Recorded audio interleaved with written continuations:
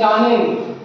Hydrocarbon किसे कहते हैं? वैसे यौगिक जिसमें कार्बन एवं हाइड्रोजन से बने होते हैं उसे हाइड्रोकार्बन कहते हैं। जैसे मीथेन, एथीन, प्रोपीन, एथान, प्रोपान इत्यादि। हाइड्रोकार्बन दो प्रकार के होते हैं, संतृप्त हाइड्रोकार्बन और असंतृप्त हाइड्रोकार्बन। जैसा कि हम पहला वीडियो में संतृप्त हाइड्रोकार्बन के बारे में आप लोगों को बता दिए। अब उसके बाद हम असंतृप्त हाइड्रोकार्बन के बारे में जानेंगे। असंतृप्त हाइड्रोकार्बन किसे कहते हैं?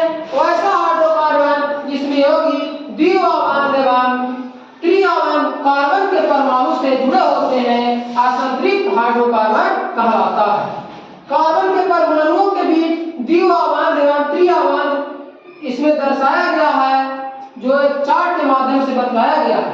सबसे पहले द्विआवेश है, जो कार्बन के परमाणु डबल बंधन से जुड़े हुए हैं उसे एल्कीन कहते हैं। इसका समान सूत्र CnH2n होता है।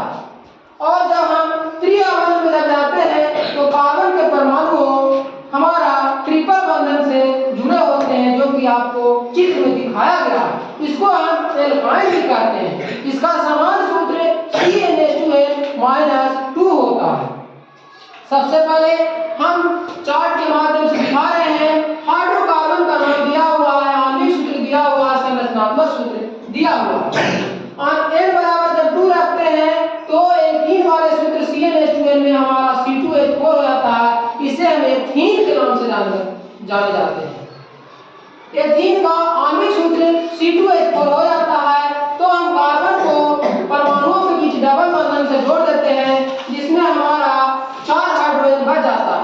बाकी 4 हाइड्रोजन को सिंगल बंधन से क्या कर दिए हैं? जोड़ दिए हैं। उसी प्रकार जब n बराबर 3 रखते हैं तो एल्कीन ग्रुप में हमारा तीसरा नंबर पर हो जाता है प्रोपीन। इसका नाम का हाइड्रोकार्बन का नाम होता है, जिसका आणविक सूत्र C3H6 हो जाता है।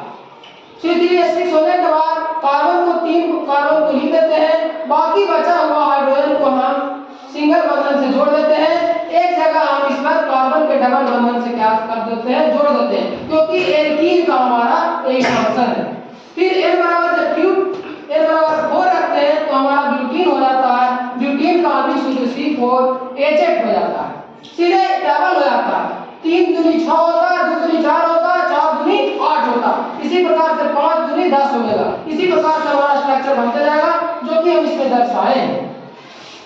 आगे हम त्रिआवेश वाले बंधन जो एल्काइन वाला है उसमें हम चार्ट के माध्यम से बताना चाह रहे हैं कि जब n बराबर हम 2 रखते हैं तो इस सूत्र में हमारा C2H2 हो जाता है। इसमें एल्काइन में हमारा जो होता है बंधन जो होता है ट्रिपल बंधन से कार्बन परमाणुओं के बीच में जुड़ा होता है, जो कि इसमें दर्शाए हैं। बाकी जब 2 हाइड्रोजन बच जाता है एल्काइन में तो हम उसको सिंगल बंधन से जोड़ के दर्शाए हैं। उसी प्रकार से n बराबर 3 रखते हैं तो प्रोपाइल बन जाता है। n बराबर 4 रखते हैं तो हमारा ब्यूटान बन जाता है। हम समझ सकते हैं इस वीडियो के माध्यम से आप लोग पूरे अच्छी तरीके से हाइड्रोकार्बन के बारे में समझ गए होंगे। बहुत बहुत धन्यवाद।